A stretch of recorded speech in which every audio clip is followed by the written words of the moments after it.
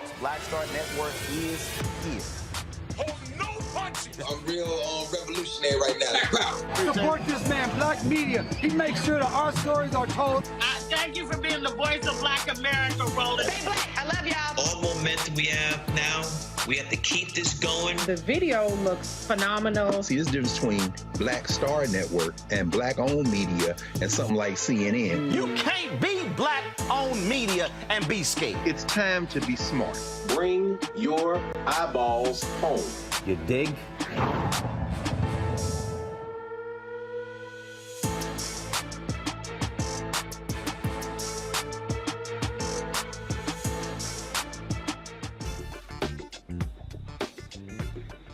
Today is Wednesday, September 7, 2022. Coming up on Roland Martin Unfiltered, streaming live on the Black Star Network. We are here in New Orleans, where moments ago we announced a major partnership with the Gulf Coast Athletic Conference. We'll talk with the commissioner, also talk with one of the ADs, as well as the CEO of Urban Edge Network about this partnership with Urban Edge Network, Black Star Network, and the GCAC. It is a conversation you do not want to miss. Also, the EPA Administrator, Michael Regan, he is in Jackson, Mississippi, where they're still involved in the water crisis. We'll talk with him live on the show.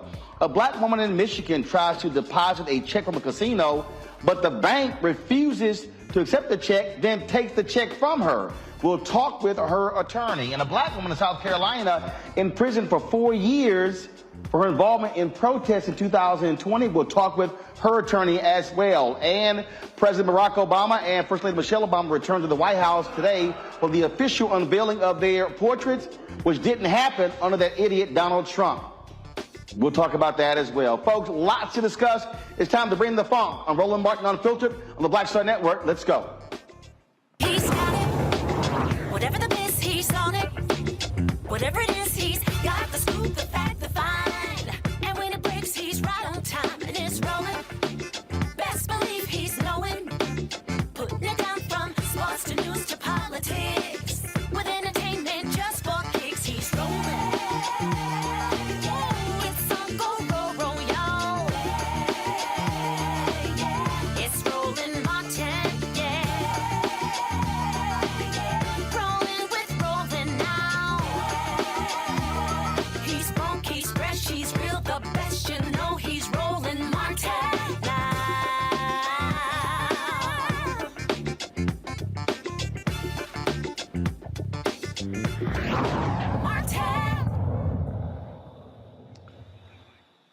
I told y'all big things were happening, and today we announced it here in New Orleans, where today the Gulf Coast Athletic Conference announced a media rights partnership with Urban Edge Network and Black Star Network. This is significant, the largest deal in NAIA history. It is a multi-year deal that will drive significant resources to these HBCU programs. 8 schools make up the Gulf Coast Athletic Conference, and that's right now is Kiki Barnes. She is the commissioner of the GCAC. Glad to have you here. So good to see you. For folks who don't realize, we've been working on this really for the past 60 days. We first met at the UNCF Summit in June in Atlanta, officially pitched this to the presidents at Essence Festival, and here we are 60 days later back in New Orleans with this announcement. Feels good. Feels great. I feel like I should have probably had a Drake. What, champagne or something? Yeah, I'm like, yeah, we turned up. This is great. I got you. Now, for the folks who don't know, tell them about the Gulf Coast Athletic Conference. So the Gulf Coast Athletic Conference is a conference comprised of 8 HBCUs, Dillon University, Fisk University, Philander Smith, Oakwood College, Rusk College, Tougaloo College, and Wiley College. We've been in existence for 40 years. I am the first African-American female commissioner of the conference. I am the first full-time employee for the conference. So we have made some significant moves here in the last, I guess what I would say about 6 months. The Council of Presidents are really excited about our direction, and I am really excited about the fact that we are united and working as a collective. Well, that is important because the reality is, if you're talking about NAIA schools, we're not talking about, large institutions. So the reality is the ability to be able to move as a collective allows for us in terms of being able to, frankly, when selling the conference, now to sell all 8 schools, the campuses, the alumni, the cities that they're located in to achieve the kind of scale that we think we can reach. Absolutely. And I would say that our alumni, our student athletes, like, we are vast. We're all over. And when you think about HBCUs, a lot of our alumni are in cities like Chicago. They're in Dallas. They're in LA. Like, we have chapters all across. So it's not just the impact within the current communities that we're situated in the Gulf Coast somewhat. I mean, because Tennessee, Arkansas, not. But you're thinking about those who are dispersed all across the country. So we're really excited about what this will do for us, about the partnership, how we'll be able to amplify the work that our colleagues at these institutions are doing. Like, there's great work. I spent 17 years at Dillon University as their athletic director.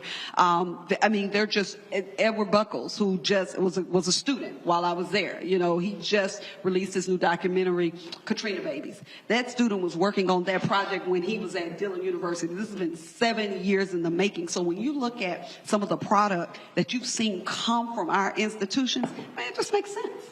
Everyone talks about football, but there are 5 sports the GCAC has. 5 championships. Yeah, we have men's and women's basketball, volleyball, baseball, men's and women's track and field, and men's and women's cross country. Now, I will say 3 years ago, the national track and field champion came out of the Gulf Coast Athletic Conference. That was SUNO, Southern University of New Orleans. They were the national champion, not the conference, but they won the entire meet.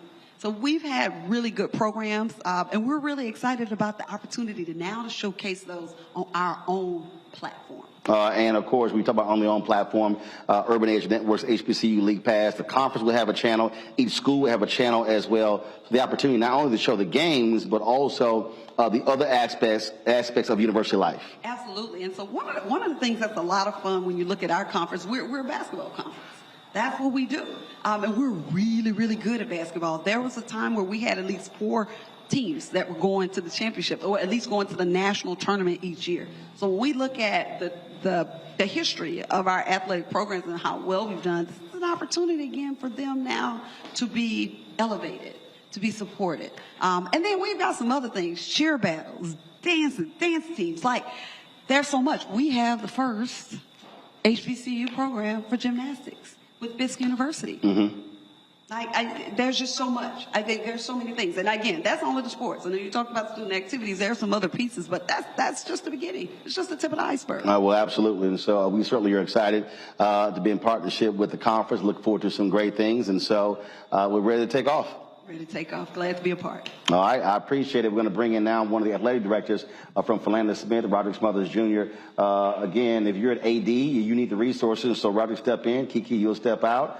Roderick, it is always good, I would think, from an AD standpoint, for you to hear about a partnership that can actually drive revenue to your school.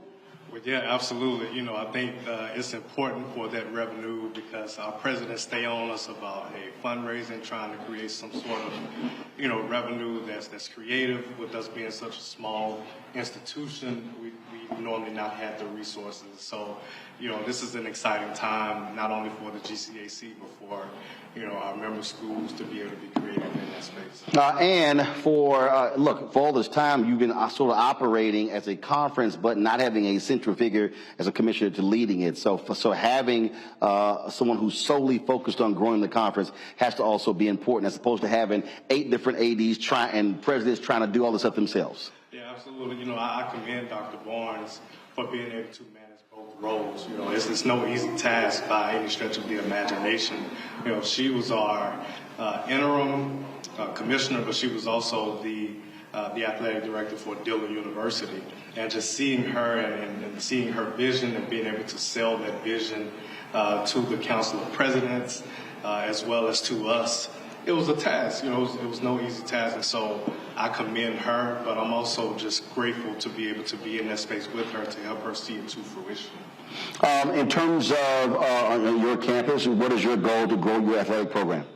Well, number one, I think this is a start. We have not always had this kind of resource in terms of media.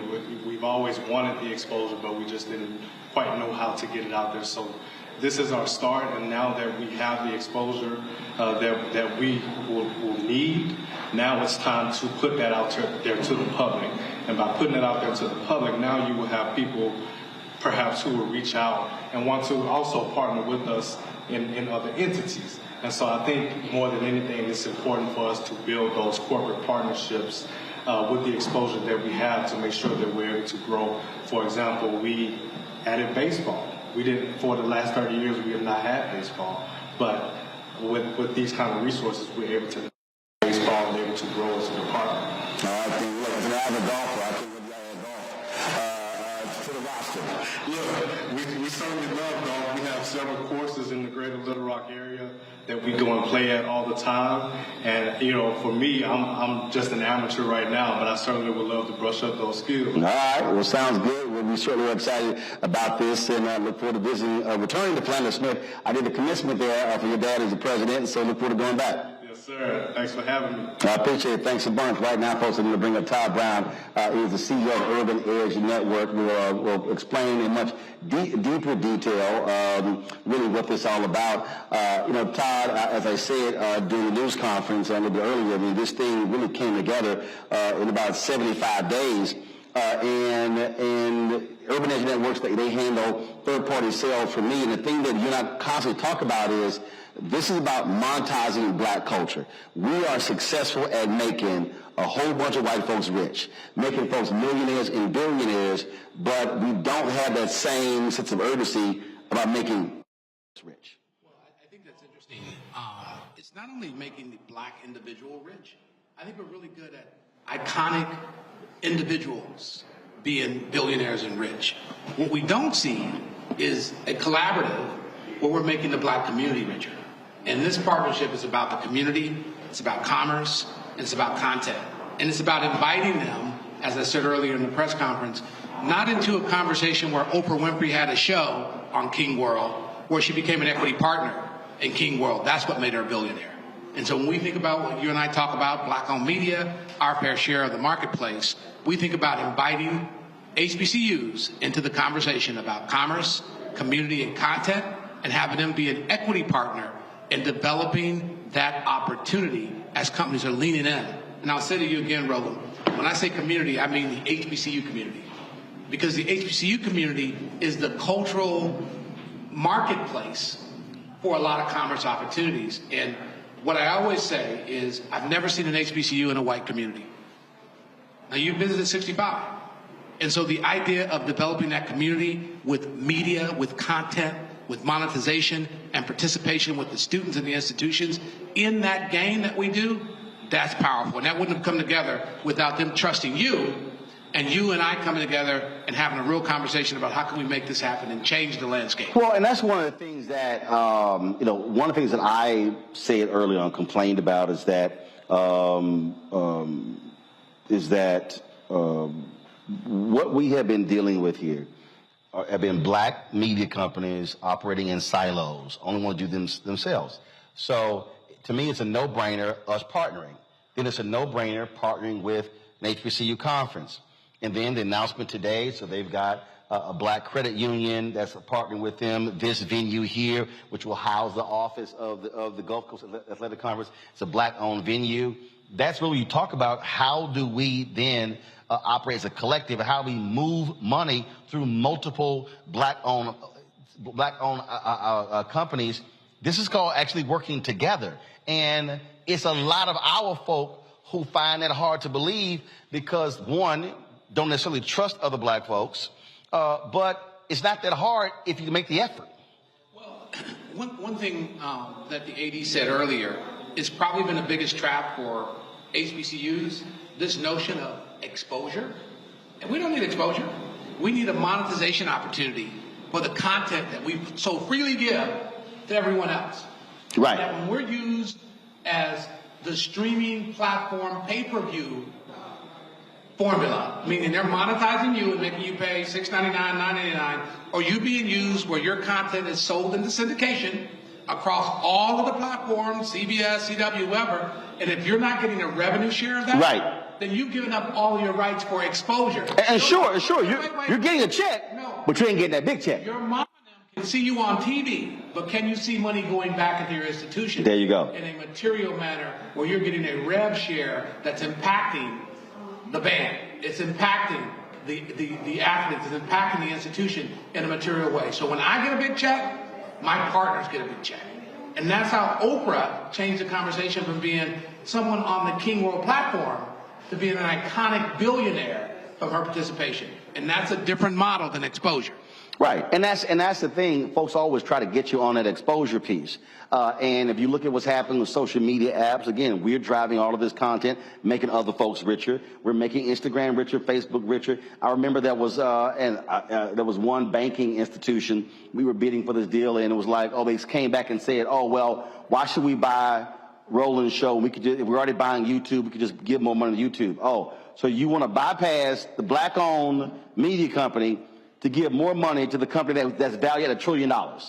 Yeah, but I think, Roland, that's almost too hard to understand. So if you're black famous on a white platform, that's not the same as becoming a content owner who's monetizing your. Actually, Todd, we're gonna do this here. So I'm gonna take a break here because I got folks who are saying our audio is off. So we're gonna go to break. I need y'all to fix the audio. So then we're gonna come right back. Okay. So let's go to a break. We'll come back and get the audio straight. Okay. So we're live in New Orleans. We're talking about the partnership, Urban Edge Network, Black Star Network. We announced today with the Gulf Coast Athletic Conference. We'll finish our conversation on the flip side right here on the Black Star Network.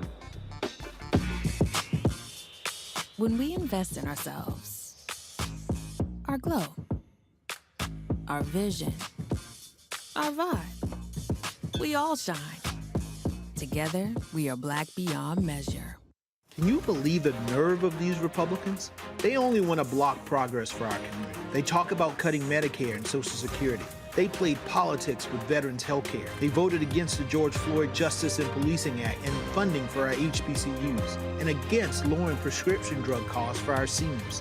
These Republicans keep trying hard to stand in the way, but President Biden, Vice President Harris, and Democrats won't let them. They are delivering for us. The Democratic National Committee is responsible for the content of this. When we invest in ourselves, we all shine.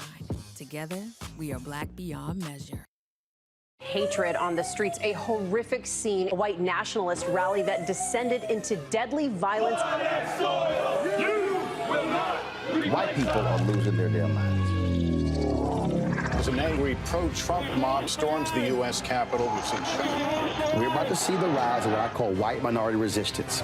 We have seen white folks in this country who simply cannot tolerate black folks voting. I think what we're seeing is the inevitable result of violent denial. This is part of American history. Every time that people of color have made progress, whether real or symbolic, there has been what Carol Anderson at Emory University calls white rage as a backlash. This is the rise of the Proud Boys and the Boogaloo Boys. America, there's going to be more of this. Here's all the Proud Boys, guys. This country is getting increasingly racist in its behaviors and its attitudes because of the fear of white people. The fear that they're taking our jobs, they're taking our resources, they're taking our women. This is white fear.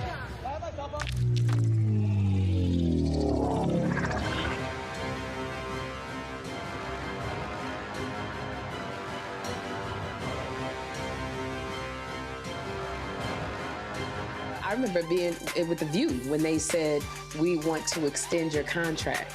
And I knew God said, it's time to move. It's time to go.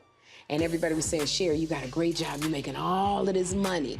And I said, no, it's time. And they said, you ain't gonna be able to, you've been away from Hollywood. And I said, it's time to go. And when I didn't, that's when I realized I was about to go through this divorce and it was gonna be expensive, it was gonna be a lot.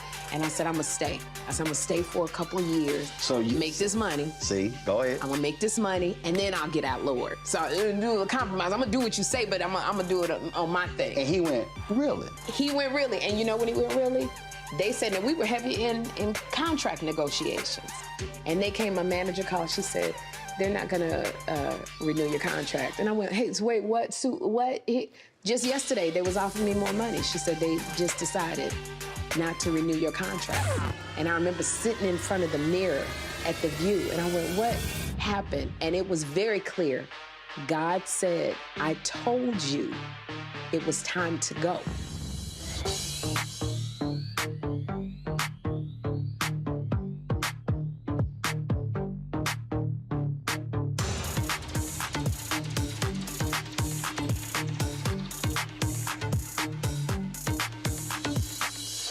Pull up a chair, take your seat. The Black Tape with me, Dr. Greg Carr, here on the Black Star Network. Every week, we'll take a deeper dive into the world we're living in. Join the conversation only on the Black Star Network. When you talk about blackness and what happens in black culture, we're about covering these things that matter to us, speaking to our issues and concerns. This is a genuine people-powered movement. There's a lot of stuff that we're not getting. You get it, and you spread the word. We wish to plead our own cause. Too long have others spoken for us. We cannot tell our own story if we can't pay for it. This is about covering us. Invest in black-owned media. Your dollars matter. We don't have to keep asking them to cover our stuff. So please support us in what we do, folks.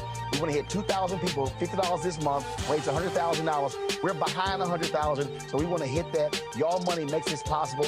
Check some money orders. Go to P.O. Box 57196, Washington, D.C. 20037-0196. The Cash App is $RM Unfiltered. PayPal is R Martin Unfiltered. Venmo is RM Unfiltered. Zelle is Roland at RolandSMartin.com.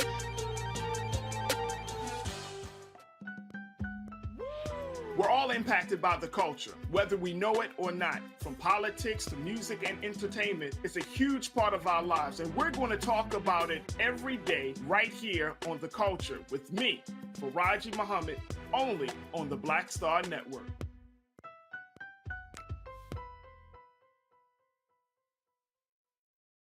Hatred on the streets, a horrific scene, a white nationalist rally that descended into deadly violence. White people are losing their damn minds. As an angry pro-Trump mob storms the U.S. Capitol, we've seen shooting. We're about to see the rise of what I call white minority resistance.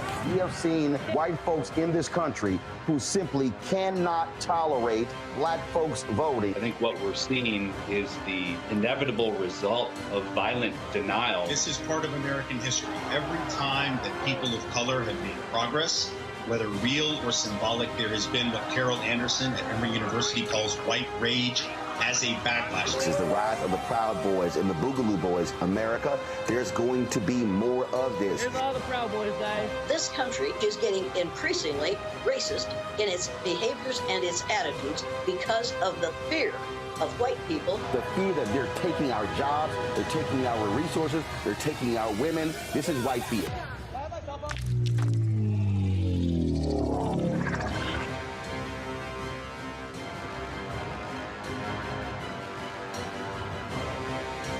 Hey, I'm Cupid, the maker of the Cupid Shuffle and the Wham Dance. What's going on? This is Tobias Trevelyan. And if you're ready, you are listening to and you are watching Roland Martin Unfiltered.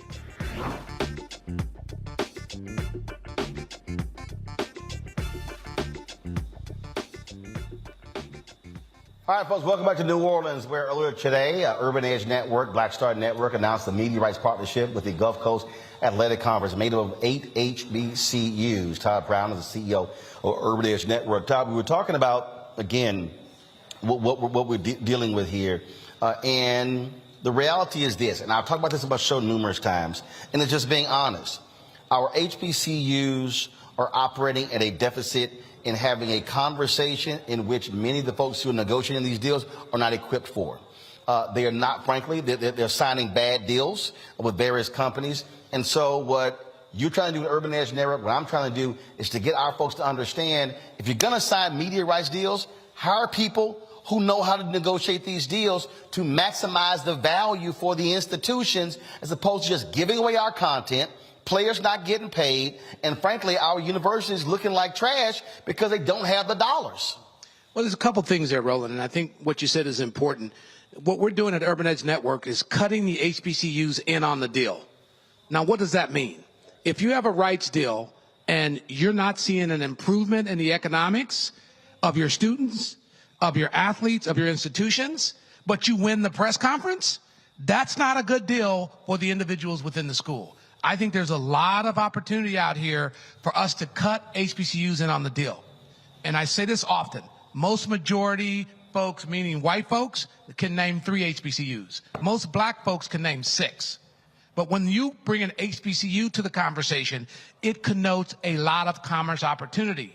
However, most HBCUs have no idea what a media rights deal should look like. And they think when they see the Big Ten deal, even though it was negotiated by a black man, they don't see themselves in that commerce cycle. I'm challenging HBCUs to get in the game as a material player in monetizing the black culture. And that means all student activities, the history back, and the things that are happening forward in those communities where they live and being cut in on the deal. It's also trying to get our folks to understand that what the internet has done, it has democratized this system. It used to be, look, you worked for a major media company. I was at CNN. Everything was about broadcast networks and linear. Well, guess what? Now with digital, I got 4K cameras right here. We've got 8K cameras out here. We can look as good or better than these networks as well, and they have billions of dollars. And so guess what? If you're at home, it's not a question of, oh, it's just so different if it's on ESPN Plus, or if it's on a Hulu, or if it's on Peacock, or if it's on Netflix. Guess what? I got the Black Star Network app, this HBCU League Pass app. You pull that sucker up, you're looking at content on your television, on your phone, on your iPad, and looks just as good. So we need to also get out of this notion of white validation where we're not legitimate if we're not seen on Fox Sports app or ESPN's app. Well, you said a couple things there, and I keep saying that you say a couple things because a lot of things you say are loaded. Okay, when you say that you're on a platform like a Netflix or a Hulu or ESPN Plus, you're paying for view. When you're on HBCU League Pass Plus, it's free. You're on Black Star Network, it's free. Advertising supports those video on demand live streams. And what's different about that is the advertising community has hundreds of billions of dollars annually that black-owned media companies are now in the game. But if we partner with HBCUs as a equity partner in that game, they can participate in that opportunity. Otherwise, you're the show again, Roland, and they're the business. That's why you have games. And look, I was highly critical. You know, Florida A&M, they're banned having to go to game the night before, perform several times, and then hop on that bus to go back home because they can't afford to stay overnight. Well, guess what? If all of a sudden we're driving additional $50, $100, $250,000 to HBCUs, you now can actually afford to have your band stay the night and shower and give them a hot meal. You can actually provide opportunities for players. We talk about Neil money as well. Talk to the folks about what y'all doing at Grambling, where their players are getting Neil money. Yeah, so it's very exciting. We announced the first all athletes on scholarship to participate in a NILS program with our partner, the athletes. Matter of fact, we have signage in Times Square right now with our brands sitting and talking about those relationships. And what that means is that if I cut a deal for a couple $100,000 with an advertiser to run ads for 8-10 weeks, then I'm cutting them in on the deal. So 50,000 of that gets poured into an athlete platform that goes right back down, Roland, to those students. And depending on the level of followers they have on their social graph, we're inserting opportunities for them to work for the athlete and get some of that money. I think folks understand this, Roland, when it comes to Fashion Nova. They know the models on Instagram and Fashion Nova, when they advertise for Fashion Nova, they get some percentage of the deal. We believe that the student athlete who is largely driving the engagement for social media platforms can participate in a meaningful way, and they help amplify the messages from those national platforms right into their local social graph. And that's really an opportunity for all HBCUs that we partner with that we haven't seen happen in other places. Yeah, and so people just need to understand that what we are talking about, we ain't talking about the game.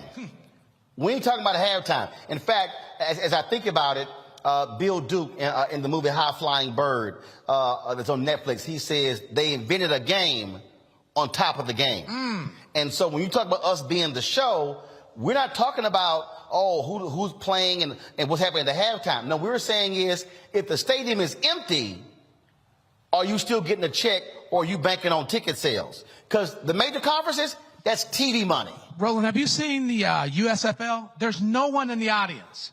But that's a business model because content is being provided on the air, cross-platforms, and they're monetizing those commercials. And so we have long been the show. We're in the Macy's Days Parade. We raise money to be in these parades, leave our homes, ride buses, 26 hours to get there, and we perform for a couple of minutes, and we go back home. And there's a multiples of billions of dollars in equity in those companies, not to mention market cap. And most often, we don't even have enough money to get our kids there. In fact, that parade is actually on 2 networks. Come on. And they run in spots. Come on. And so when you perform in the parade, oh, it's an honor to be selected for the Macy's parade.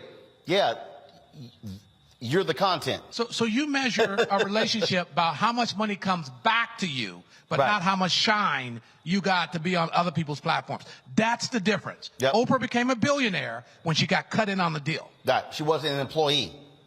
She's an owner. That's the deal.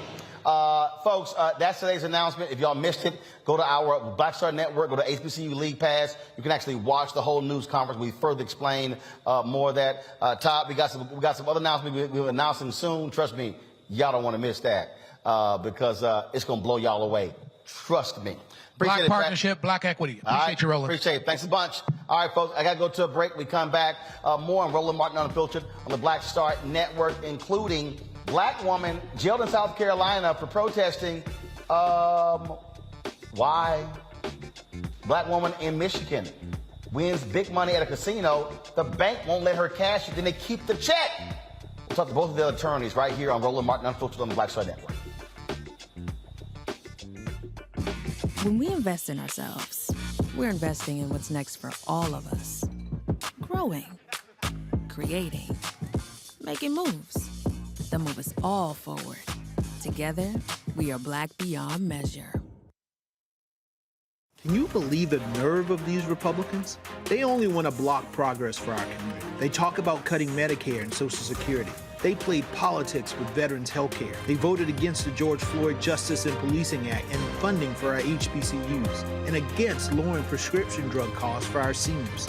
These Republicans keep trying hard to stand in the way, but President Biden, Vice President Harris, and Democrats won't let them. They are delivering for us. The Democratic National Committee is responsible for the content of this advertising. When we invest in ourselves, our glow, our vision, our vibe, we all shine. Together, we are Black beyond measure. Hey, I'm Antonique Smith. Hello, everyone. It's Kiara Sheard. Hey, I'm Taj. I'm Coco. And I'm Lily. And we're SWV. What's up, y'all? It's Ryan Destiny, and you're watching Roland Martin Unfiltered.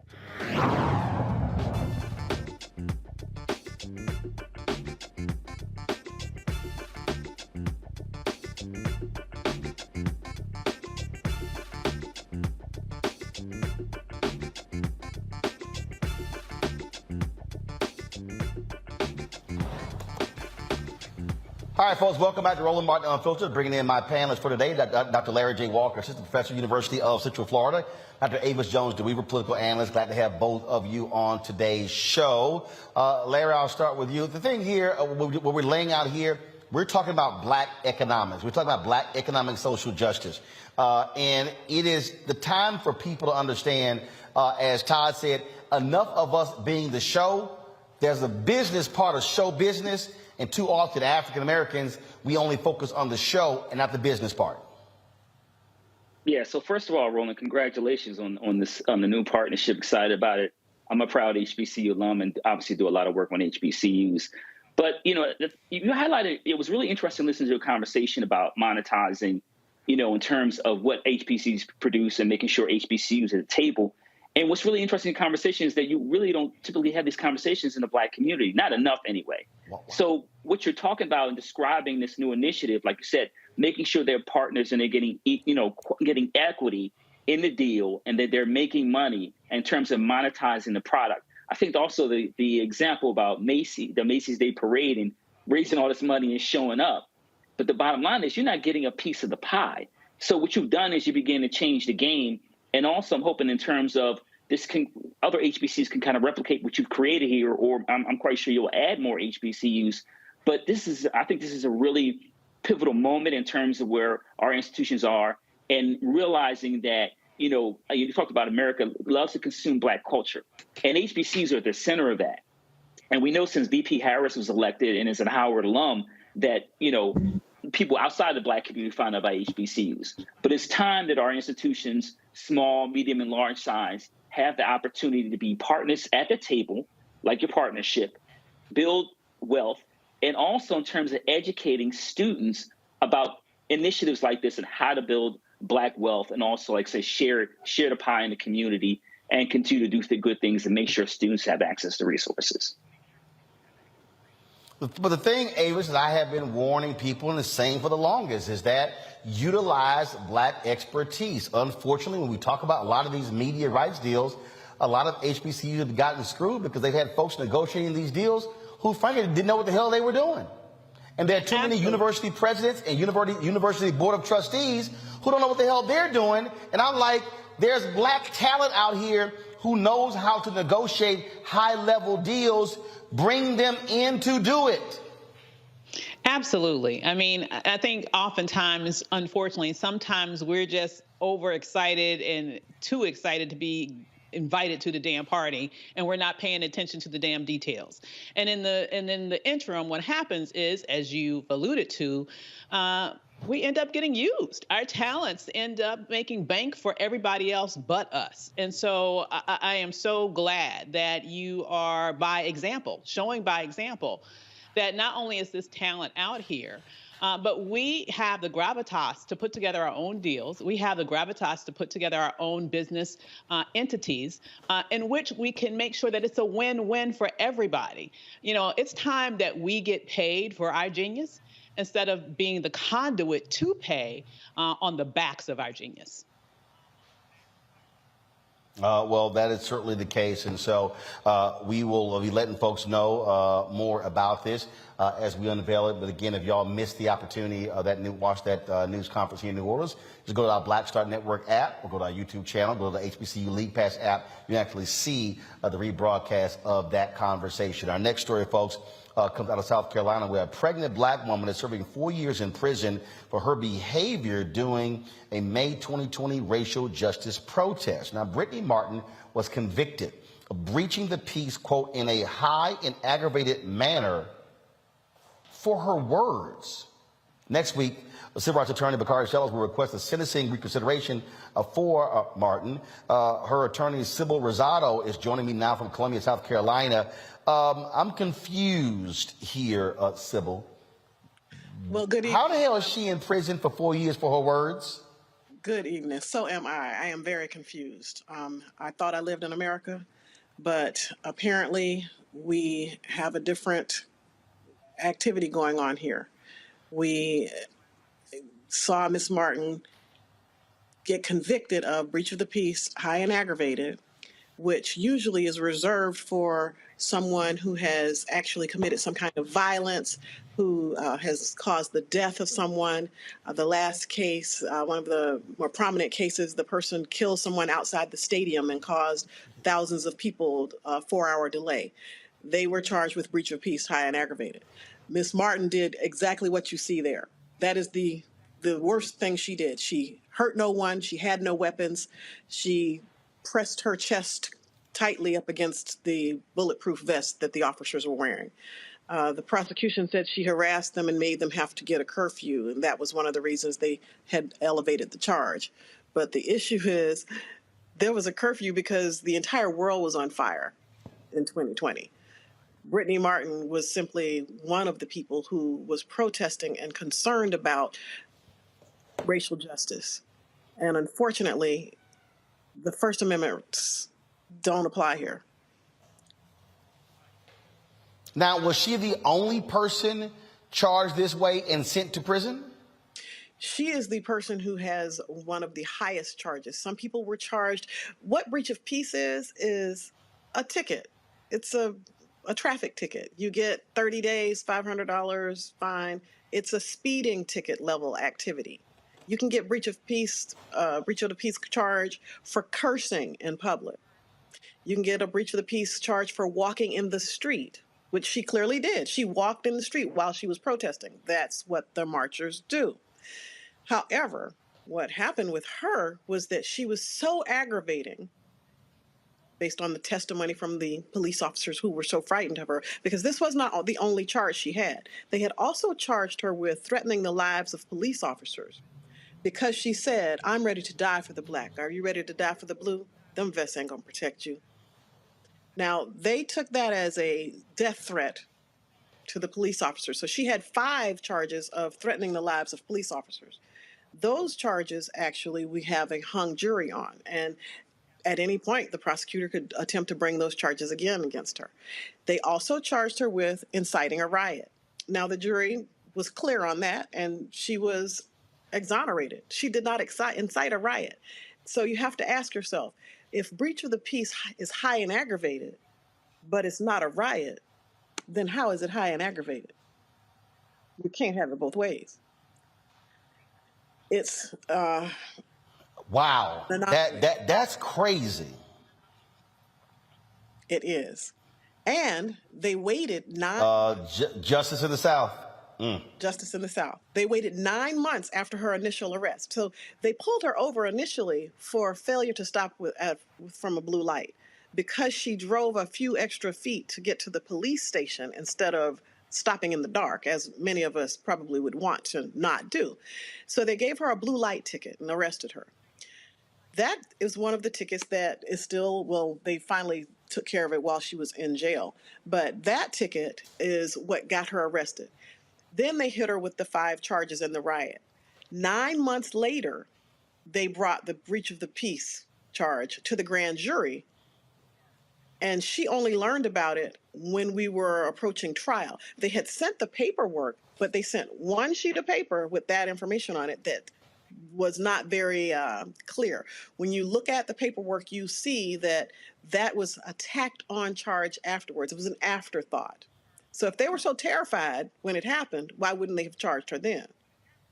Why would it take 9 months to become terrified? Questions from our panel. Avis, you're first. Oh my goodness. I don't even know where to start with this one because it's so outrageous. I mean, I'll just start, I guess, by just saying that if you are that scared, if you're that much of a coward, that words reduces you to this level of cowardice, you do not need to be a police officer, number one. Number two, I guess my question to you is, given all that has happened to her, do you believe that this is not about her at all? It seems like to me this really is about using her as an example to everyone else to try to make a statement to suppress any sorts of protests that Black people do.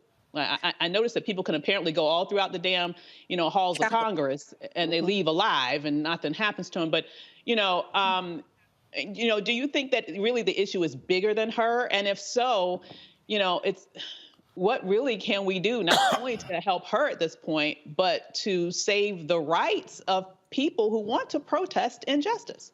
Right. And that's what I say all the time. People are like, oh, well, Brittany, she was boisterous. Well, that's not against the law. And this isn't about Brittany Martin. Brittany Martin is a political prisoner. Brittany Martin is an idea. The idea is that we were told that we all have a right to free speech. Brittany Martin exercised her right to free speech. She did not cause a riot. She did not cause a fray. She did not engage in any violence. She didn't carry a weapon. Nobody got hurt. But she went to jail for 4 years because she spoke. That is absolutely a political act and a message to all of the people who might be interested in protesting ever. And that's why I keep telling people this is bigger than just Miss Martin. Because if you decide you want to protest abortion rights, abortion, pro-choice, etc., you go out and you protest. Depending on who's looking at you in South Carolina, you could get up to 10 years because he could have given her 10 years. Because the way the statute reads in South Carolina, when it's elevated to breach of the peace, high and aggravated, the judge gets carte blanche and he just gives you whatever he wants. It's not statutorily regulated. Usually it's 30 days, $500 when it's just regular breach of the peace. It's actually a statute. There's no mandate of how long you're supposed to get for breach of the peace, high and aggravated. There's no definition for it. So it's whatever somebody thinks is high and aggravated. And that was part of the problem with defending this. There are no elements to the crime. So I had to define it based on breach with a high and aggravated assault. And that is what I tried to show the jury, that when you have a high and aggravated assault, somebody has been hurt, some weapon has been used, but they would not let me discuss that because we were talking about breach of the peace. Wow. So yes, this is a political suppression. Larry. Yeah, so this is, this story is a similar song that we've had to deal with the last several decades when it comes to members of the civil rights movement, right? This is old tactic that they've made anew, so to speak. Yeah. Now, one of the things I want to talk about is concerned is she's pregnant. Is that right? And, yes, I've read that she's lost weight. She's had some complications. And then we could talk about how, society's tried to police Black bodies recently, and particularly the bodies of Black women. Yeah. And I know there's some steps your legal team is taking right now to get her out. Can you talk a little bit more about that? The Honorable Bakari Sellers has joined our team, and he submitted a motion for reconsideration of the hearing. And so basically what he asked the judge was that, can you please change your mind about this? Because it was just your mind. Can you change it? And so that's what the motion that has gone forward does. If that is not successful, we'll be forced to go to an appeal, which could take years. When Ms. Martin delivers, her child will go to foster care.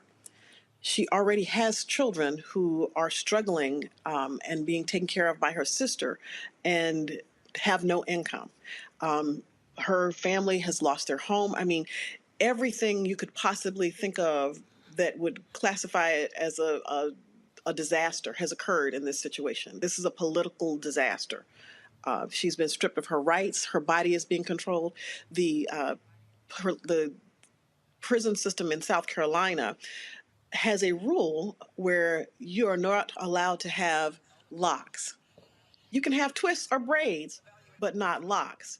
So since Miss Martin has locks, which is a part of her religious belief, they have locked her up in solitary repeatedly because she refuses to cut the locks. And they keep charging her with disobeying the orders of the staff and the officers in the jail, and putting her in solitary confinement, which is a violation of her Eighth Amendment rights, because as a pregnant woman, she should not be locked up 24/7.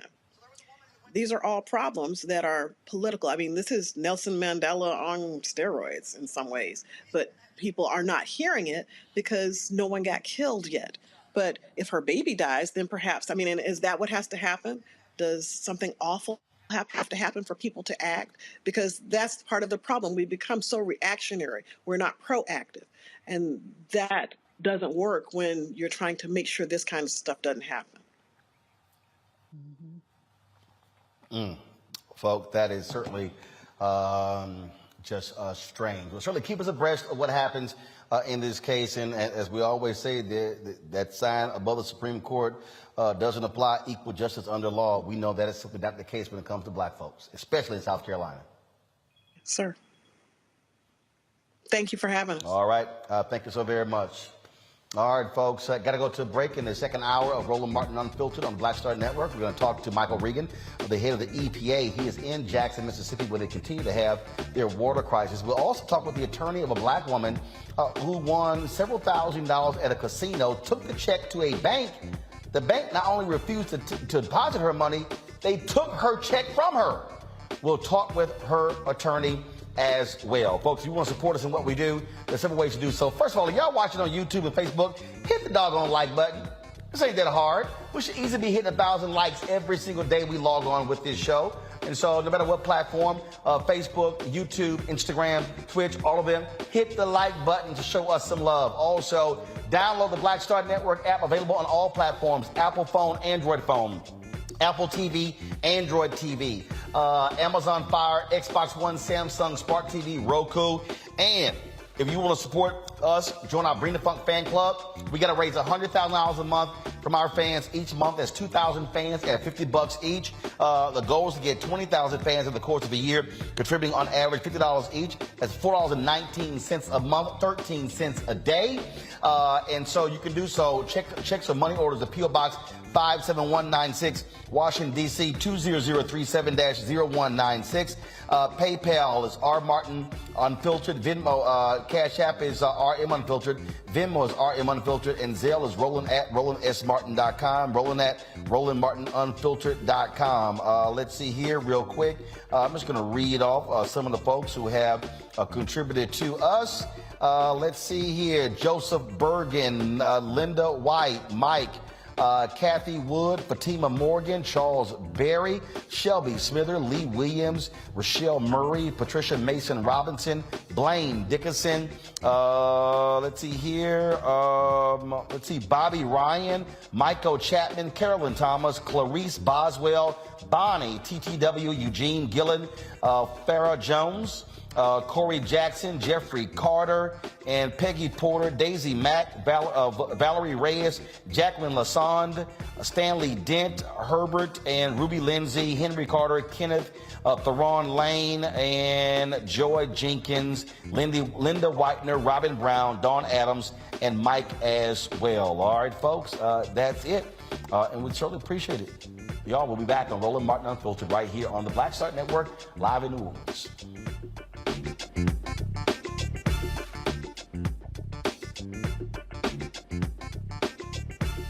When we invest in ourselves, we all shine. Together, we are Black beyond measure. I remember being with The View when they said, we want to extend your contract. And I knew God said, it's time to move. It's time to go. And everybody was saying, Sherry, you got a great job. You're making all of this money.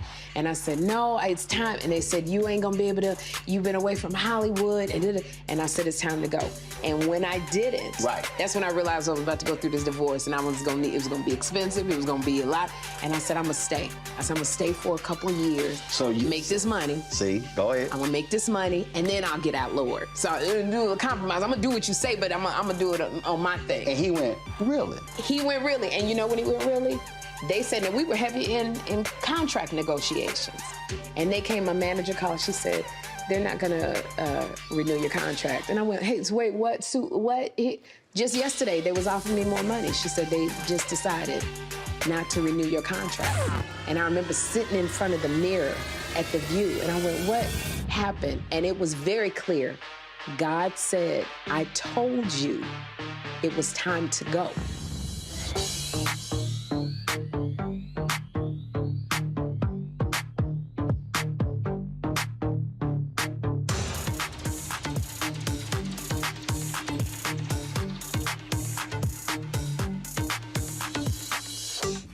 When we invest in ourselves, we're investing in what's next for all of us.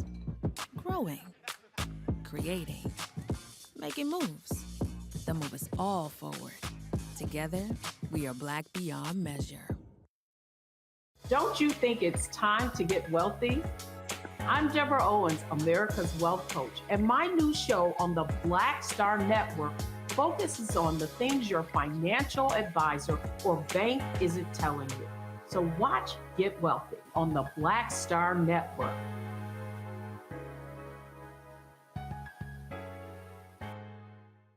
When you talk about blackness and what happens in Black culture, we're about covering these things that matter to us, speaking to our issues and concerns. This is a genuine people-powered movement. There's a lot of stuff that we're not getting. You get it, and you spread the word. We wish to plead our own cause.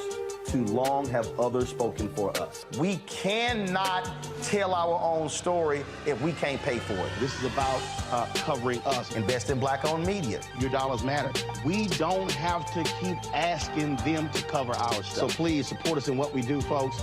We want to hit 2,000 people, $50 this month, raise $100,000. We're behind 100,000, so we want to hit that. Y'all money makes this possible.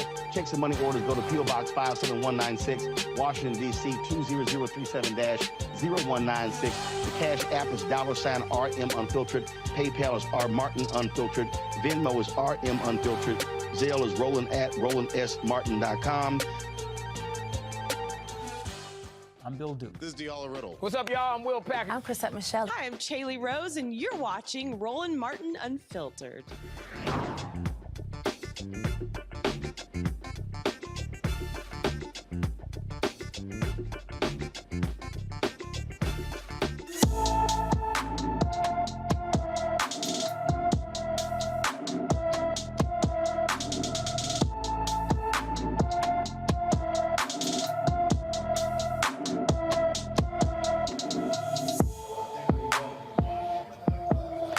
A $3,000 reward is being offered for any information about Crystal Chanel Anderson, who disappeared August 20th from her Wagner, South Carolina home. The 30-year-old is 5 feet 1 inches tall, weighs 120 pounds, with black hair and green eyes. Her family says Crystal and her boyfriend were arguing outside her home.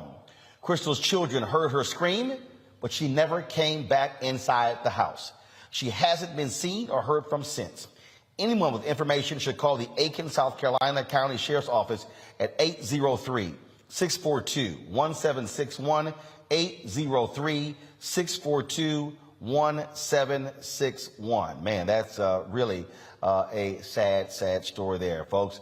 The former first couple, Barack and Michelle Obama, returned to the White House today for the official unveiling of their portraits. Now, that normally happens in the president that follows them, but butthole Donald Trump was in his feelings and he wouldn't do it. And, the Obamas wouldn't come back anyway.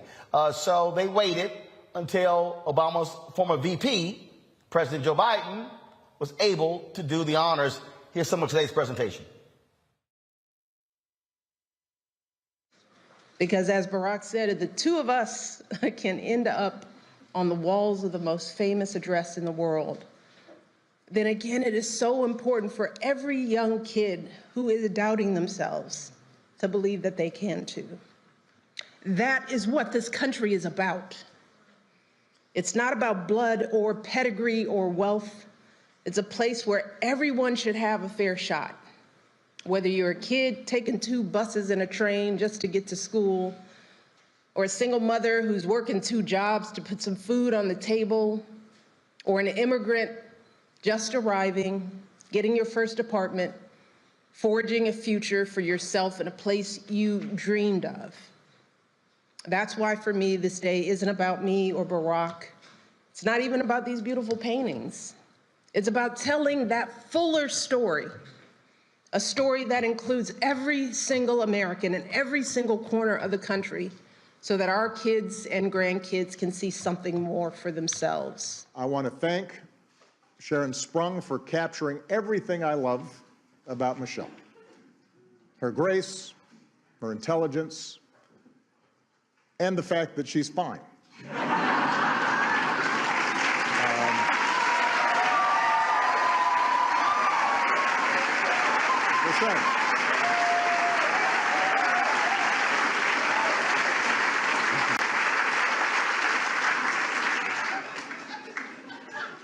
She is. Her portrait is stunning. And I want to thank Robert McCurdy for taking on a much more difficult subject and doing a fantastic job with mine.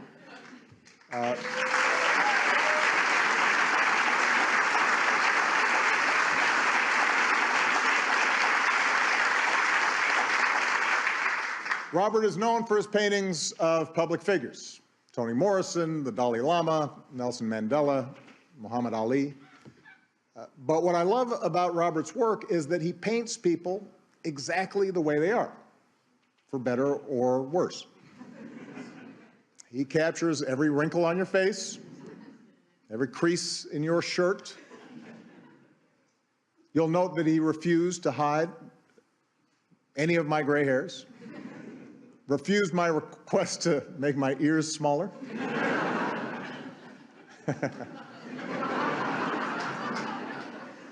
He also talked me out of wearing a tan suit, by the way.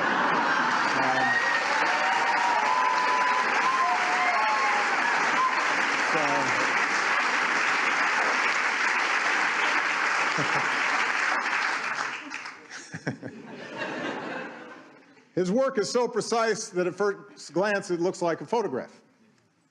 And Robert also paints his subjects looking straight ahead. So it feels like you're face to face, forming a connection. And that appealed to me, in part because presidents so often get airbrushed, even take on a mythical status, especially after you've gone, and people forget all the stuff they didn't like about you.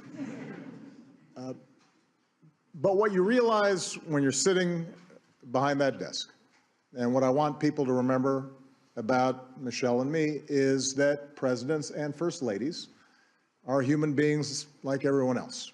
We have our gifts, we have our flaws, You've all experienced mine. We have good days and bad days. We feel the same joy and sadness, frustration and hope. And while it takes a certain amount of self-confidence to be president, there are nights where we lie awake, wondering if this or that decision was the right one. I've always described the presidency as a relay race. You take the baton from someone, you run your leg as hard and as well as you can, and then you hand it off to someone else, knowing that your work will be incomplete. The portraits hanging in the White House chronicle the runners in that race. Each of us tasked with trying to bring the country we love closer to its highest aspirations. And when future generations walk these halls and look up at these portraits, I hope they get a better, honest sense of who Michelle and I were. And I hope they leave with a deeper understanding that if we could make it here, maybe they can too. All right, folks, that was it. And also, President Joe Biden had a few words to say as well.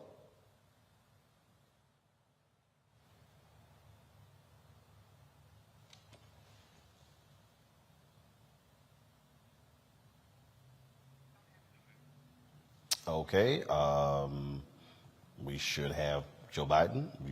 We don't have it. Okay. All right. Now, again, as you heard Obama say, Robert McCurdy and Sharon Sprung did those official portraits, and they're the first official portraits added to the White House collection since then President Obama unveiled the photos, the portraits of President George W. Bush and First Lady Laura Bush in 2012. All right, folks, let's now go to Jackson, Mississippi, where the EPA Administrator Michael Regan is on the ground there. Jackson's been dealing with this water crisis for the past few weeks. Residents there having to boil their water. It's been a very difficult situation there, impacting schools and businesses. He joins us right now. EPA Administrator Regan, glad to have you on Roland Martin Unfiltered. Hey, Roland, thank you for having me.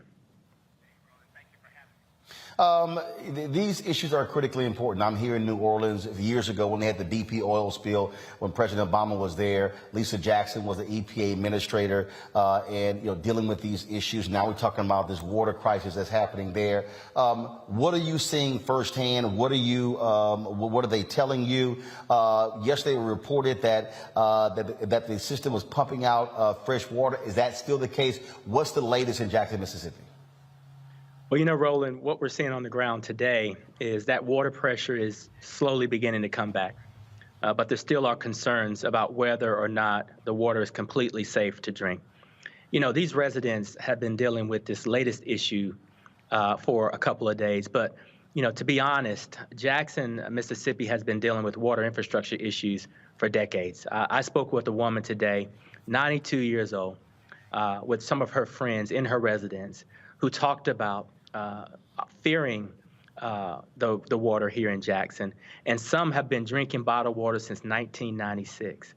There are a lot of questions about the quality of Jackson's drinking water, and our goal here today was for me to bring together the governor of Mississippi, the mayor of Jackson, Congressman Benny Thompson, Senator Roger Wicker, and Senator Hyde Smith, and make a commitment that moving forward, we will solidify the residents of Jackson's confidence in the quality of their drinking water. And we'll do that using the resources that the city of Jackson has currently and the future resources that we hope they receive through the bipartisan infrastructure law.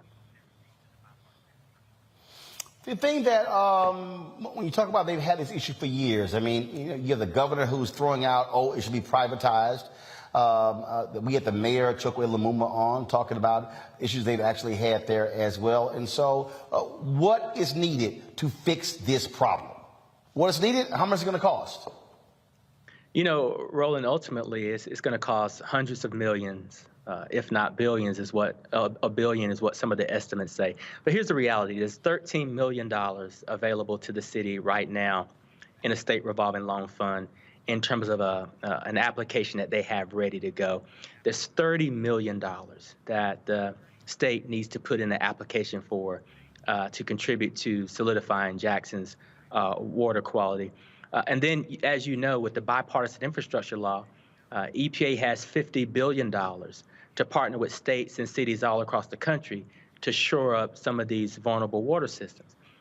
Mississippi will get $400 million of those resources over the next 4 to 5 years. So we need to be sure, number one, that Jackson is prepared to use the resources that are available today. That's roughly about $43 million to begin to solve this problem and position themselves for some of these bipartisan infrastructure law dollars. We want to serve as a partner, providing technical assistance, grant writing assistance, helping to shore up operators and personnel to run this system. But we also want to position Jackson so that they can put some competitive grants forward and partner with the state of Mississippi to approve those grants so that we can finally see some forward movement on creating a sustainable drinking water system for the people of Jackson. You mentioned the money going to the state. One of the things that jumps out at me is that Jackson, in the last budget issue, Mississippi gave them no money as well. I was in Texas, and they were complaining the 5th anniversary of Hurricane Harvey, and billions went to Texas in relief. None of the money went to Harris County. Are there mechanisms in place where, frankly, if federal government is sending money, you can bypass state folks and send the money to the cities direct? Is that possible? You know, Roland, one of the things that we have is in these resources, half of the money coming to the state of Mississippi must go to disadvantaged communities or communities that need them the most. That was one of the mechanisms that President Biden and Congress put into the bipartisan infrastructure law. So that's one mechanism. But the second is the reason I'm in Jackson today is because the meeting that I convened with the governor, with the mayor, both U.S. senators, and congressional representatives is getting a commitment from all of those parties that when the resources do come to the state of Mississippi, they will invest in Jackson. I got that commitment from the governor. I got cooperation committed to by the senators and Mayor Lumumba. And so I do think we're looking at a different paradigm here. But the reality is that EPA is going to have to continue to partner with governors and mayors all across the country to be sure that these resources flow to these communities that need it the most. We know historically in Texas and Mississippi and other states that these communities have seen indifference and lack of investment. And one of the ways that we're going to ensure that that doesn't occur is ensuring that we get commitments from these governors and these mayors to work together and saying to these governors and mayors, if we don't see the resources steered towards the communities that we want to see, EPA will withhold those funds until we see the proper plans. And that's right there, I think, what has to happen there. It really is important.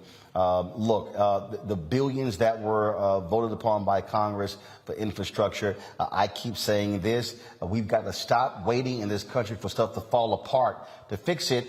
How about actually fixing it before things crash and have continuing maintenance? Because last I checked, that's actually cheaper as opposed to allowing it to get so bad, and then you got to do a complete blow up of the system.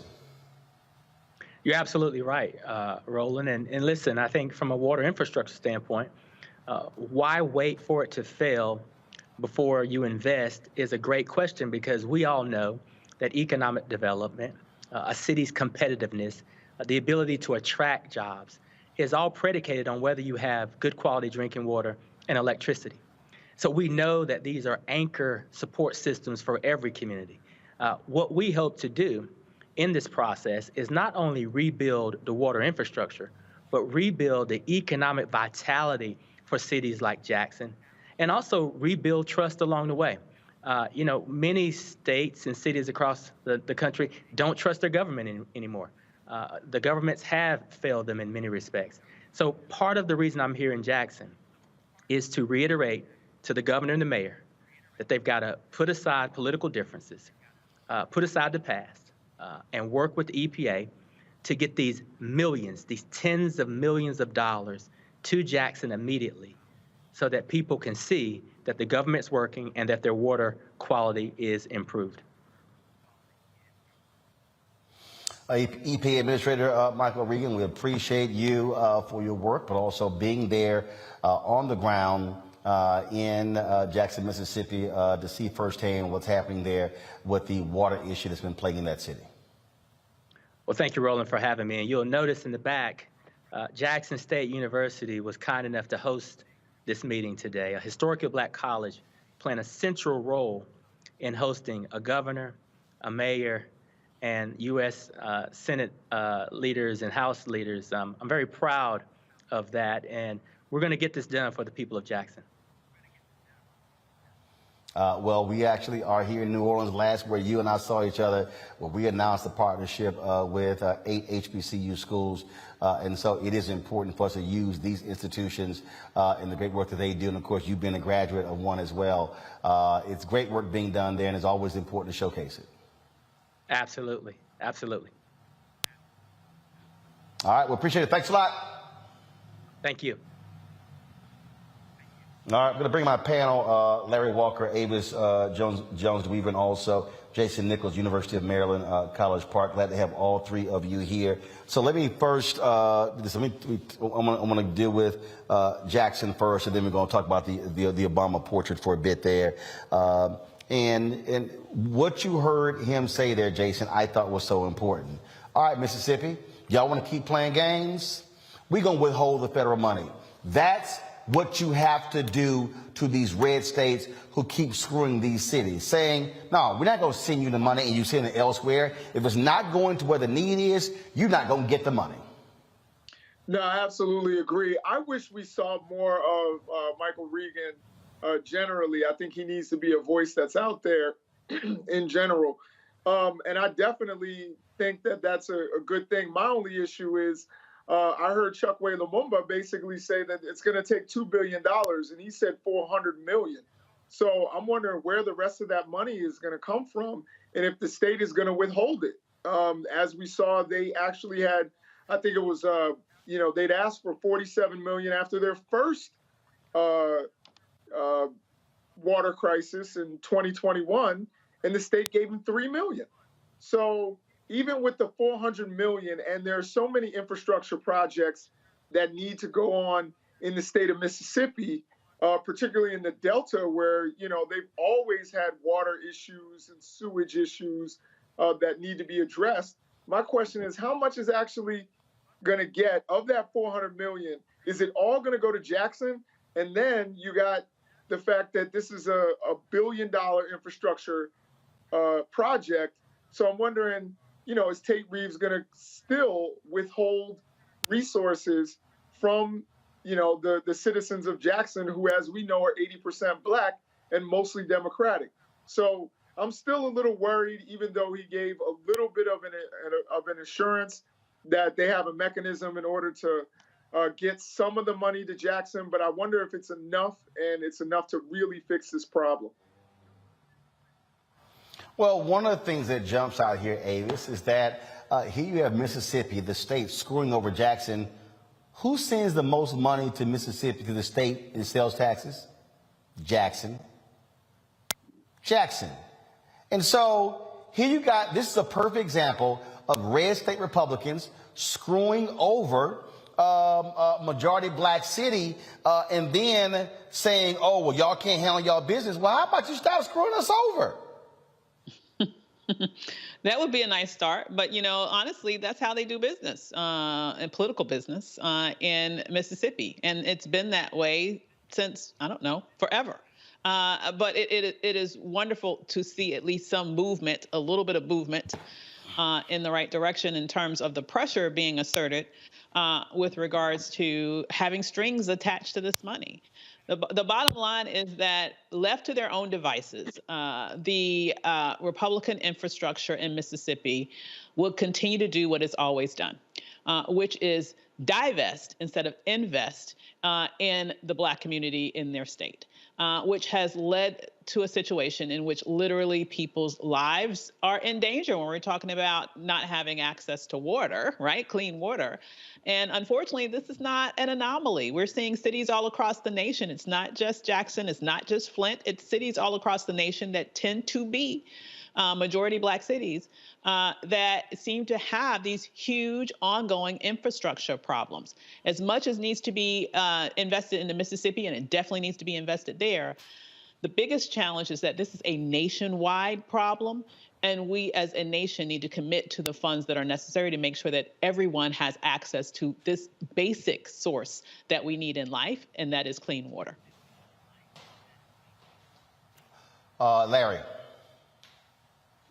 Yeah, Roland. So this is, it's important that my colleague just talked about the communities that traditionally encounter these problems. And it's environmental racism. Let's just call it what it is. And it took decades to get to this situation in Jackson. And my colleague highlighted other Black jurisdictions throughout the United States.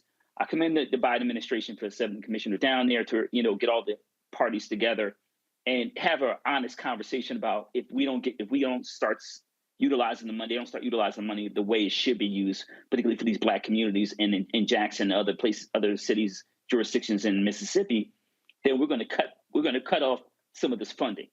So that's great, but it's important, like Roland, what you do in terms of your show, that people who watch this understand it's going to take a long time to reverse decades of neglect. It's not just going to happen during the Biden administration, even if he gets a second term. It is going to take years to address this issue to prevent flooding in states and we talk about Black communities in Mississippi, where they talk about Texas, Louisiana, and these other Black jurisdictions throughout the United States. It's going to take time. The other thing, Roland, I want to highlight is the commissioner talked about a really important point, and it's something we did when I worked on the Hill, is that when you work on these large bills, you try to put language in there to ensure that underserved, marginalized communities, aka Black and Brown communities, are getting the necessary funding necessary. So I was really pleased to hear that mechanism had been put in place. And you're right, Roland, it allows them to pressure the state and federal and local government to say, this is how the funds should be utilized for these communities that historically have had to deal with environmental racism. And what I also want our people to understand is we have to use our collective power. And I dare say Jackson, Mississippi, when the legislature is meeting, mobilize and organize and drop 20, 30,000 protesters on that state capitol and say, it's time for y'all to show Jackson, Mississippi the money and not have $1 billion surplus and you completely provide no money to Jackson. Got to go to a break. We come back. We'll talk about the case of a Black woman out of Michigan. Wins thousands of dollars at a casino. The bank not only refused to cash her check, took the check from her. We'll talk with her attorney next on Roland Martin Unfiltered right here on the Black Star Network, YouTube, Facebook, Instagram, Twitch, whatever y'all watching. Hit that like button, all right, on all platforms. Download the Black Star Network app, Apple phone, Android phone, Apple TV, Android TV, Roku, Amazon Fire TV, Xbox One, Samsung Smart TV, and of course, please join our Bring the Funk fan club. Your dollars make it possible to do what we do. Checks and money orders go to P.O. Box 57196, Washington, D.C., 20037-0196. Cash App, $RM Unfiltered. PayPal is R Martin Unfiltered. Venmo is RM Unfiltered. Zelle is Roland at RolandSMartin.com. Roland at RolandMartinUnfiltered.com. We'll be right back.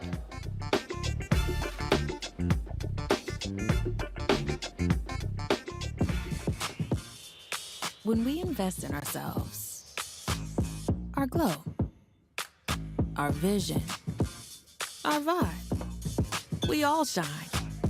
Together, we are Black beyond measure. Hatred on the streets, a horrific scene, a white nationalist rally that descended into deadly violence. White people are losing their damn minds. As an angry pro-Trump mob storms the U.S. Capitol, we've seen We're about to see the rise of what I call white minority resistance.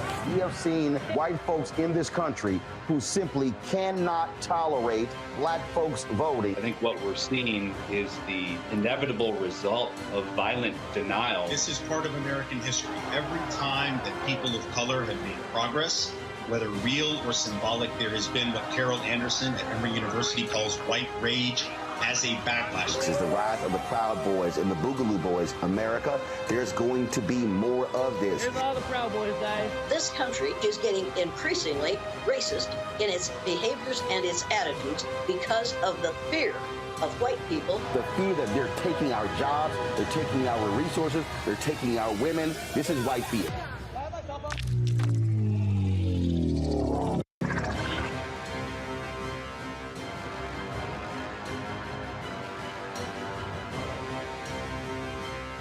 When we invest in ourselves, we all shine. Together, we are Black beyond measure.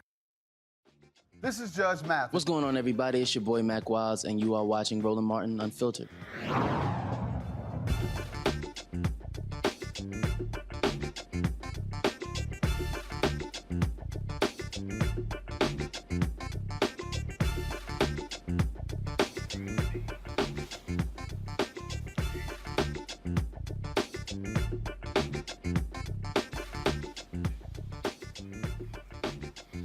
All right, y'all, a really, really, really strange story out of Michigan, okay?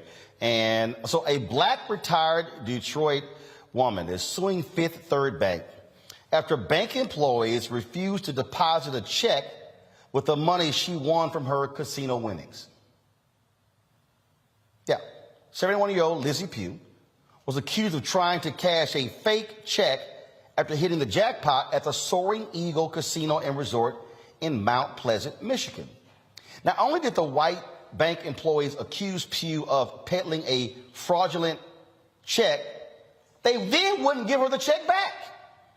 Pugh said it was all because she is Black. Her attorney, Deborah Gordon, believes that as well. She joins us from Detroit. Deborah, glad to have you on Roland Martin Unfiltered. This is nuts. First of all, what did the check look like? It's not like she walked in with a big placard that you normally see for photo op checks. Okay, Lizzie Pugh had gone to a well-known casino in the Detroit metro, actually a little bit north Michigan area. It's called Soaring Eagle. There's ads all the time around here. We're all very familiar with it. She just hit the slots. She, was extremely excited and happy. She went to a bank in a suburb of Michigan called Livonia, and the treatment was not good from the moment she walked in the door. The check was very legit. There was no reason to think it was fraudulent, but the immediate reaction from the bank staff was, you have a fraudulent check. And then, as you said, Roland, they literally took the check out of her hand. Now, Lizzie grew up in Alabama. She was probably born, or she's 71, so she was probably born, in the very early 50s, 51 or so. And she went through a lot down there. And she came to Detroit. She was a school teacher. School teacher. She worked for the Detroit Public Schools for 34 years. Great track record. Very active in her church, a deacon. Really just a great person. And her really happy moment, her celebratory trip to the casino just went down in flames. And it was totally needless. And it's just another incident of banking while Black. It's not the only case I've had. This is just everyday life, as I'm sure you're aware, of trying to conduct ordinary business.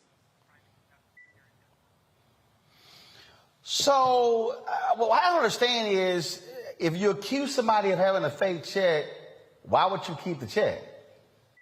Well, according to the bank, they said, if it's a fraudulent check, we are required to keep it. Hence, I guess they wanted to turn it over to the cops or something. But obviously, if you just came in with a check for a significant amount of money, or any amount of money, you're not going to turn around and leave the bank without your check. It's crazy. And just to show how incorrect and inaccurate the bank employees were, Lizzie later went to a Chase Bank, and they immediately took the check, ran it through their system, allowed her to open an account and to deposit the check. So there was nothing wrong with the check, but the assumption was made because, in our opinion, of her race, she was treated differently, and her check was automatically suspect. Okay, so first of all, how much are we talking here? She won $20,000. She had them take taxes out of her check, which people often do at the casino. So it was less than that. It was a 5-figure check. It was a good amount of money, but she didn't want to cash it. She wanted to deposit it and, go on about her business. Yeah. Now, she had an account at this bank, to correct? set up account. No, she wanted to set up an account. And I've had other cases like this where my clients are Black and they haven't had a good reason to set up an account, or for whatever reason they haven't done it. But now a significant check comes in. They want to set up an account. They want to deposit the check, and they want to conduct normal, ordinary business. but stereotypes are applied. And, she just was treated in a humiliating manner. And she was in tears when she contacted my office. It brought back a lot of very old, unfortunate memories for her. Right.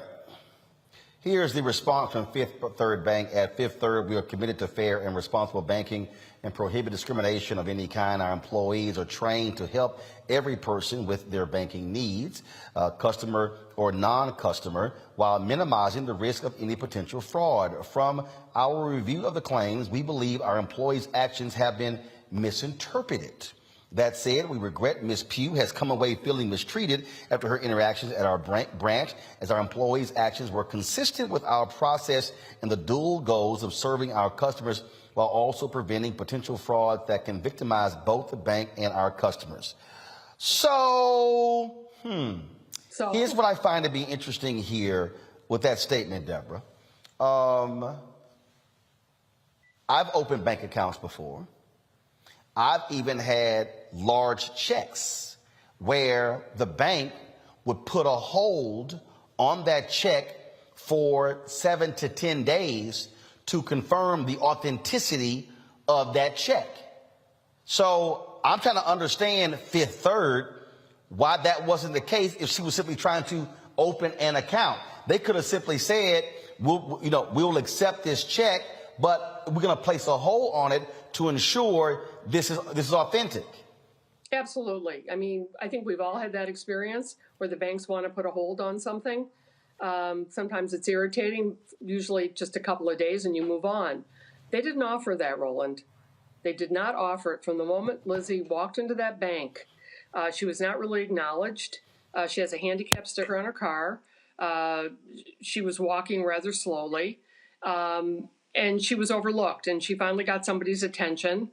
None of this was offered, like, hey, great, we're going to deposit this, we'll see what happens. An assumption was made. At one point, she called her son, and at another point, she called a friend from her church who's a lawyer, an attorney, and got some advice. She finally told them she was going to call 911. She was going to call the police if they would not give her back her check. And with that, she eventually was able to retrieve her check, and left the bank humiliated, very teary, contacted her niece, and between the two of them, they decided this was not going to stand.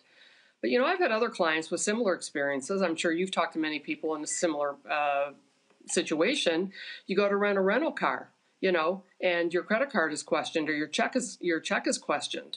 I brought a large lawsuit on behalf of 5 or 6 people against a major rental car agency for exactly that kind of thing. It's this profiling. It's not just young black males. It's just people out there conducting everyday business who are being profiled and stereotyped. And Lizzie, unfortunately, became a victim of that. And she tells stories about what she remembers in the Jim Crow era in Alabama and how she felt then. And it all came flooding back. So it's a really unfortunate story. Fifth Third can say what they want. The check was not fraudulent, period, full stop. It's a very viable check from a very legitimate business. She was told 3 times it was fraudulent. With what basis? I see none. Again, this is just unbelievable. And so let us know what happens. Yeah, we'll see what happens. But in the meantime, Lizzie's decided to take up the cudgel at age 71 and not stand by for it. So extremely, proud and happy to represent her, and that she's willing to take this on. And we appreciate your interest in our case. All right. Thanks a bunch, and let us know what happens. Thank you. Will do. It's amazing, Avis. Oh, my God. It's banking while black. It's walking while black. It's driving while black. It's going to school while black. It's trying to sell lemonade while black. Trying to barbecue in the park while black. Trying to deliver packages while black. I mean, this is the thing that white folks in America don't fully understand. I saw a poll where these white Republicans believe that that racism against whites is greater or equal than it is for African Americans. And I keep saying, white folks get to go to the bank and just open up bank accounts. They get to walk around, shop, and drive. It is hell to be black in America. Well, apparently they also get to keep top secret documents at their house and not go to jail. I'm just saying, okay? So Right. So, what is so infuriating to me, and you're exactly right, the examples are endless in terms of the indignities and the discrimination that we have to deal with from our youngest children to our most precious elders. And that's the part of this that really pisses me off, that this is a 70-plus-year-old woman who has worked hard all her life, and she has to deal with this indignity from these idiots at this bank. I just hope that her attorney makes them pay every dime possible. And also, I really want to know why those people who treated her in this way still have a job. Because the fact that she was able to leave that bank and go to a competitor and open up a bank account there means that if for no other reason to get them fired, they just lost that bank. That bank just lost them business that they could have been making money off of. So it's really interesting to me that the higher ups at that bank have chosen to, in essence, stand behind the actions of the racists that they have employed, rather than to even act in their own business interest. It shows you the degree to which racism is not only alive and well in this country, it is completely proliferating the country in all spheres and among all groups of African Americans. It's maddening, Jason, that we have to deal with this constantly. And for the people who say, oh, well, if you're black and you're educated and you have a nice job, these things don't affect you. Actually, they do. If you go back more than a decade ago, the issue of racial profiling actually came up because middle and upper class black people were being stopped on the New Jersey Turnpike for driving nice cars. Yeah. So your money does not somehow, money doesn't somehow remove you from feeling the realities of being black in America. Yeah, no, I'll raise you and talk about healthcare discrimination, where they've actually proven that black people, regardless of income or insurance status, receive worse healthcare. And so I think we've seen that, even people who make good money and have education, sometimes that will not save you from blackness. Now, I looked up the demographics of Livonia, which I believe they said Livonia, in Michigan, and it's 92% white and 3.4% black. And you had a woman from Detroit, which is a overwhelmingly black city. So you will be hard pressed to convince me that race had nothing to do with this, and that this was not the perception of a black woman coming in from Detroit trying to cash a check in a city that is largely white. And of course, they didn't want to serve her when she came in. They didn't pay her attention. They didn't ask if she needed help. This is something that I think most of us have experienced at some point in our lives, even when we have money to spend. So I think that this is another example. And, you reminded me, Roland, of a skit that Larry Wilmore used to do, which was black people can't do nothing. You can't ride a bike, you can't drive a car, you can't do anything. And he would bring up a lot of these cases where it's just someone who had worked hard as a person in the school system, and was 71 years old, won some money, wanted to open a bank account, which is what most Americans should want and should do in order to take care of their money. And the bank discriminates against them. So anybody who thinks that discrimination is over with, you can look at a case like this. And anybody who thinks Jim Crow was a long time ago, just remember that this woman is old enough, even though she's a young woman, she's old enough to have experienced it firsthand. And a lot hasn't changed. And we see that in cases like this.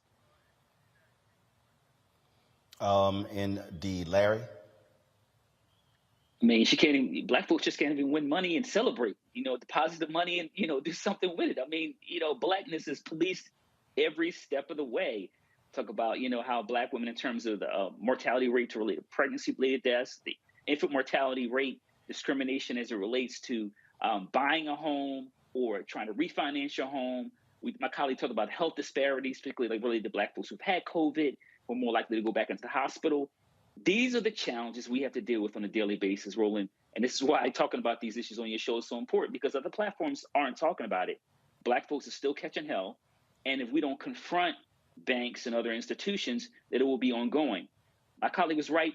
The people that work at that bank should be fired. But undoubtedly what happened is this lawsuit gets settled and they get a pass. But they shouldn't be working at the bank, any other bank, anywhere, period. And one of our elders shouldn't be treated like this, and no Black person should have to deal with the indignities of being accused of committing a crime when you didn't. She won. It's a moment. She should obviously super excited. Any of us would be winning money, any kind of money. And then she had to deal with the way those folks treated her. But like I said, we need to hold I'm glad she's suing the bank. Hope she gets every nickel and dime that possible. And the folks that treat her like that should be fired. Indeed. All right, folks, going to a break. We come back. A Black woman in New Orleans launches an app to help with mental illness. We'll talk to her next right here on Roland Martin Unfiltered on the Black Star Network. Please download our app.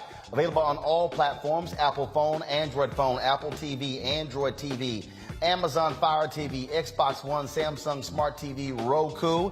And of course, please join our Bring the Funk fan club. Your dollars are necessary for us to do the work that we are involved in, folks. Our goal is we need $100,000 this month, which is 2,000 of our fans contributing on average of $50 each. That comes out to $4.19 a month, 13 cents a day. Folks, you don't just get this show. You get Raji Muhammad's daily show.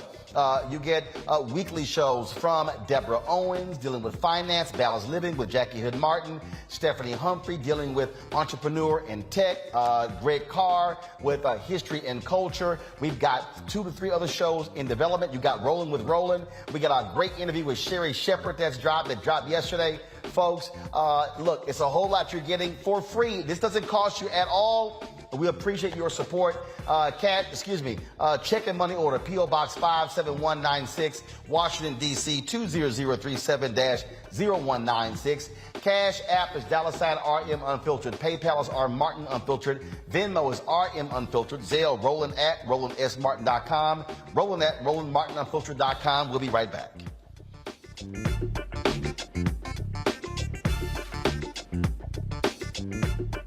Folks, Black Star Network is here. Oh, no punches! I'm real revolutionary right now. Support this man, Black Media. He makes sure that our stories are told.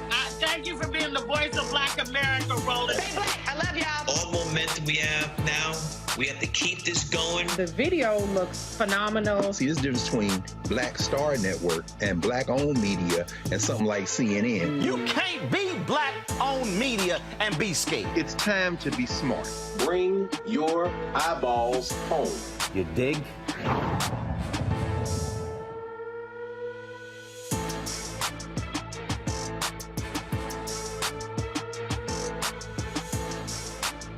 Hey, I'm Donnie Simpson. Hi, I'm Eric Nolan. I'm Shantae Moore. Hi, my name is LaToya Luckett, and you're watching Roland Martin Unfiltered.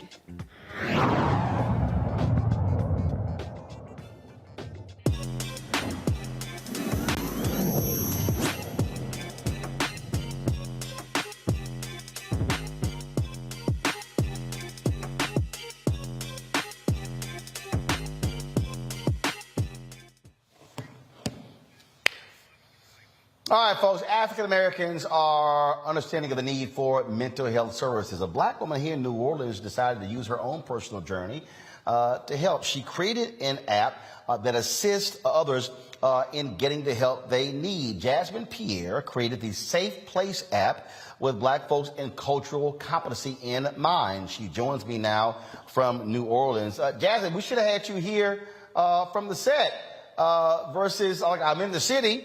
So first off, just talk about your journey that led you to say, you know what, I need to do this. I mean, was it that you couldn't find anything like this in the marketplace? Well, yeah, I really had a hard time finding the right resources. And especially just growing up in the 90s, as a child, there really wasn't any mental health resources that were like safe or just for us. So that left me with a lot of stigma. I didn't really believe that Black people could get mental health issues until I was an adult. So that was really scary to go through, and I've been hospitalized a few times because of it. And I just realized like we really need to talk about this, and we also just like really need the resources as well. So I just took it upon myself to like do the research and to create an app so we can have a place where not only we could talk about these issues, but also just feel safe and to have a place where we could find the right resources and connect to the right people. So, when you were out there looking, when you were dealing with your issues, were you talking to other people and trying to find something? And then, how did you then begin the process of building this app, creating this Safe Place app? Well, for the longest time, all I did was talk to God about it, because that's a very huge stigma in the Black community. We feel like we just need to pray everything away and that Jesus is the only answer. So for the longest time, I just had God in my faith. And once I saw that that wasn't all that I needed a whole lot more than that, I said to myself, well, even though mental illness is seen as a very stigmatized thing in society, it really is still an illness. It's a disability for a lot of people. And I shouldn't feel ashamed to have to need to see a therapist or just need a support group or something to make me feel better or to make me feel like I can get through the day. So I just really felt like even though I still had my faith in God, I really still just needed the services as well. So unfortunately, it took me until I was in the hospital after a suicide attempt to realize like I really, really need to talk to somebody about these issues. And so I started to get help for myself. And when did you launch the app? I launched the app in 2018. And so how has it gone thus far? How many downloads have you had? And how many people have been helped by Safe Place app? So as of right now, we have over 20,000 downloads. And well, we've helped a lot of people so far. And I hope that we continue to help even more people in the future, just helping them to connect to the right resources that they need. I don't think people realize just how big of a discrimination it is in the mental health field when it comes to finding the proper resources that are also culturally competent for the Black community, because we're not just dealing with mental illness, we're also dealing with the racism in the society, which can really impact our mental health. So that's another reason why I felt it was really important to create the Safe Place app, because we don't talk about how racism in the society impacts our mental health, and not being able to always connect to a therapist who understands that section of the society. Because, well, there's a lot of people that say in our community that therapy is just for white people. And I think one of the reasons that is because, well, you have to realize there's a lot of Black people who are like, how can somebody who doesn't look like me tell me how I'm going to navigate through this society? And I think it's really important to have more Black therapists and more people who are culturally competent in the mental health field, so that we don't have to have this huge barrier when it comes to finding the proper resources that we need. Questions from my panel. Avis, I'll start with you. Sure. You have hit the nail on the head when you said that, unfortunately, oftentimes issues of mental health have a stigma in our community. What do you think is at the root of being able to address that? And why is an app like that, like what you've developed, which congratulations on that, is so important with regards to attacking that problem? I feel like that's a really great question, because a lot of people don't know that a lot of our issues in the Black community with not connecting with therapy and just being open to talk about mental health, it really dates back to slavery. I think people don't realize when our ancestors were on these plantations, you know, hard labor, they're being beat every day. There's so many things that our Black women were going through, and it was just so much horrific things going on, and they didn't have any mental health resources. Like if they were having a bad day, they just had to get back to work. So I feel like that is a really big part of where it started, where our silence started is, when they decided to bring us over on these slave ships and, you know, they took our rights away, it just took so much from us. And I don't think people think about how that mentally impacted the Black community, even till the present day, because besides slavery, you have the Jim Crow era, all the segregation and the racism that happened during that time. And we really just don't talk about the psychological aspects that really impact our community, knowing that if you go to a whites only section, you can be killed.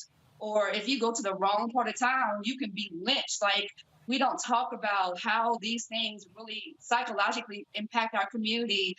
And even today, when it comes to police brutality and seeing all of the racial injustices that still happen, those things still very much psychologically impact the Black community. And we need to be more open about talking about it. And that's another reason why I created the Safe Place app, because we need a place where we could talk about how these things are impacting us in society. Larry. Yeah, first of all, I appreciate, you know, being open, honest, and talking about mental health is an important issue that Black people need to talk about. I guess my question is, in terms of, have you been able to collaborate with any community-based organizations and any other entities to let people know that your app is available? That's another great question. So yes, I'm always collaborating with organizations. Well, specifically, I love collaborating with mental health organizations that are specifically for the Black community, that are looking for ways to give us more resources and more access to the care that we need. So I'm always looking to collaborate with someone. And to also, we have a resource section in my app for trying to find a culturally competent Black therapist, or even just a mental health organization, because everybody can't afford therapy. So there's a lot of free organizations as well that I like to mention to people so that they can find the proper resources that they need. Jason. So thank you very much for what you do. I think it's really important. And I think you made some really important points about how your faith doesn't necessarily have to come in conflict with getting help from a professional. And the only thing I'll add is that you don't even necessarily need to be in crisis to get mental health help. You know, I've gone to therapy before, and even at, you know, in times when I wasn't, you know, in any kind of crisis, and it definitely helped me in a lot of ways. So I think we definitely need to take the stigma away. And, you know, Black men in particular, if you're listening, you know, it's okay to go to therapy. It's okay to get help. It's okay sometimes to not be okay. The other thing I wanted to ask you is that you said your app came out in 2018. Have you seen an increase in people using it since the pandemic? Most definitely. And I'm actually glad that she brought that up, because I think people forget that even though it's a pandemic going on, like, the rise in racial injustices were just, it was crazy how many times that we saw another Black person was gunned down by a police officer in the news. So between the pandemic and also all of the racial injustices, that's when I started to see a lot more people downloading the app and needing to find a therapist or just somebody to talk to.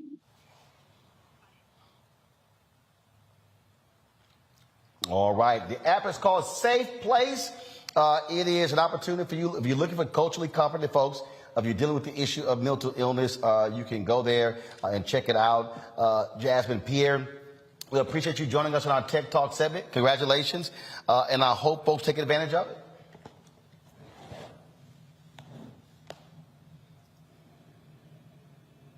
All right. Thank you so very much. All right, folks, that is it for us. It has been a fantastic day here in New Orleans. If you missed the big announcement with Black Star Network and the Urban Edge Network, us partnering, taking over the media rights for the Gulf Coast Athletic Conference, go to the Black Star Network app, go to our YouTube channel. You can see the whole news conference. Fantastic job with all today. Let me thank Jason, Avis, as well as Larry for joining us on our panel today. Folks, I'll be back in the studio tomorrow for Roland Martin Unfiltered. Don't forget, download our app, the Black Star Network app. All platforms, Android, Apple TV, Apple phone, Android phone, Apple TV, Android TV, Roku, Amazon Fire TV, Xbox One, Samsung Smart TV. And of course, you can also join our Bring the Funk fan club. Your dollars make it possible for us to do what we do, to travel on the road, to cover the stories that matter to you. P.O. Box 5, send your check and money orders to P.O. Box 57196, Washington, D.C., 20037-0196. Cash App is $RM Unfiltered. PayPal is R Martin Unfiltered. Venmo is RM Unfiltered. Zelle is Roland@RolandSMartin.com. Roland@RolandMartinUnfiltered.com. Again, appreciate everyone. I'll see you in D.C. tomorrow. Y'all know how we end the show.